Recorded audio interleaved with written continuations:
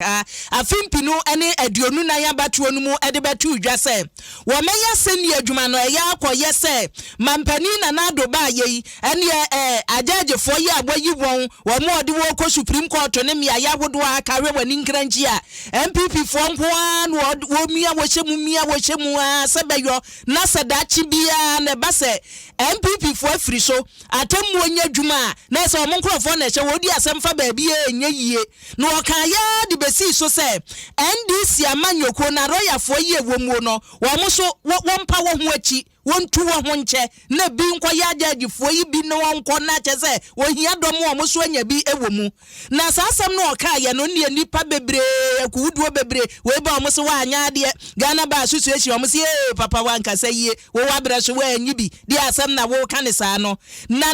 Ghana mampani na dodanko Akufo-Addo asam no wode na no atomu bie no wo kire say si yakwa bakosemu wo mayimu a wo amanfo akase toda na amanfo akọ na aseni adwuma no nkoye wo se amanfo bebra ka bi na ne enye ne waka bi ane de ne bon wo de tofam anwanse na twa ho ahia eye Ghana mampani dada John Dramani Mahama ne de ayode atodwa de entie mampani dada Mahama ne no emra. There must be judicial reform. Indeed, if you interview most Ghanaians, they believe that there must be some reform of the judiciary in order to bolster its reputation and make it an independent institution. Let me also say that often when we have come out of elections and we have won, everybody wants to go into the executive. Our lawyers, please, I beg you, some of you must be prepared to go onto the bench. I know that some have very lucrative legal practices. They don't want to leave those practices and go on the bench. But you can see what the current president has done. He's appointed the biggest number of judges onto the bench. It's more than 80 towards 100 and counting. He's packed the courts, and we know that they've packed the courts because they want to avoid accountability after they have left office. And so all manner of people who are known to have been partisan, to have been executives of their party, who are in the legal profession, are being leapfrogged into the superior courts and other places. And so we must be prepared as NDC legal persons to also go onto the bench so that we can balance out the judiciary. Currently, the judiciary is packed with NPP inclined judges. And so I encourage some of you to look at careers on the bench so that we can balance out what's the current situation. Abushiani eni awuchi ye mampani dada John Dramani Mahama na woyi burafugu wo sa se ye be lipufrogo sesia ye be lipufrogo na kire se lipufrogo no ye be lipufrogo na kire se ba bi e wo sa wo no ye hwiriwiru te sa atwero lipufrogo ye hwiriwo ni ahwiriwo ni ado tratra ba bi e wo sa wo nko lipufrogo bu sa abrofo nsa na che lipufrogo eni wo de betu mo ne de no wani abrum se tobo brofo ye ka entwe ye bo enye lipufrogo asem na brofo ye ka lipufrogo wo so ombe lipufrogo ni e de o tratra sa na semi mampani na dodanko Akufo-Addo say lipufrogo brofo ye mampani dada kan ye no se wono wo ka abakosem se wo se yenka nipa wo makasa tia wo meya senie adwuma no a amanfo akeka ka bi na we de ebonko enye yanka mo se mampani dada wo ka wo se sie ka mamu a nkro bata miense o wono mampani atena ye ka ne se executive no wo ho ene wo judiciary no meya senie adwuma ansa na na hye bedwa so de aba obi ye na adwuma obi nko obi diem eti se wo a wabedi mampani da na wo beka sem we no wo se we die enye.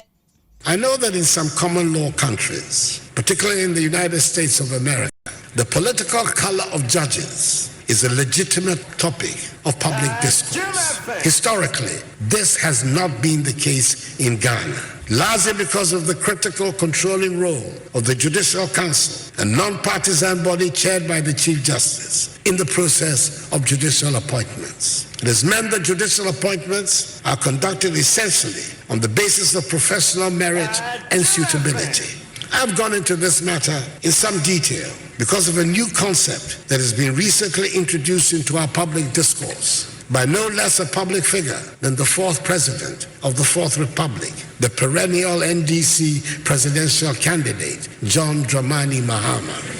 who has told the world that I have packed the courts with so-called NPP judges, and that one of the key purposes of a putative NDC victory in 2024 will be to enable him balance the courts with so-called NDC judges. Not only are these concepts of, quote, MPP and, quote, NDC judges new in our public discourse, they are also extremely dangerous and represent the most brazen attack on the independence of the judiciary by an allegedly responsible politician of the Fourth Republic. They provide another reason, if more were needed, why right-thinking citizens should ensure the defeat in 2024 of the man whom the first special prosecutor identified as government official number 1 in the still unresolved Airbus bribery scandal.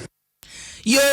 abusianti na chese ye fili frog mu akosi extremely dangerous. Na chese barofo na mpanimfo no wo yigu hosa no mampani na nado we kekos Ghana Bar conference ya ekoso wo mfimfini mantem no ho no mo na mampani na kopie wo no mo ya chese asemu ekoso nyina se wo abotwade ehentoma se mekwa koyiwa no ho no akoyi mampani dada no ti yensantwe ni kwadwonya akon wo ho ne wo boa no nyina ye frɛ no yensaka no a ene ye de beto aye so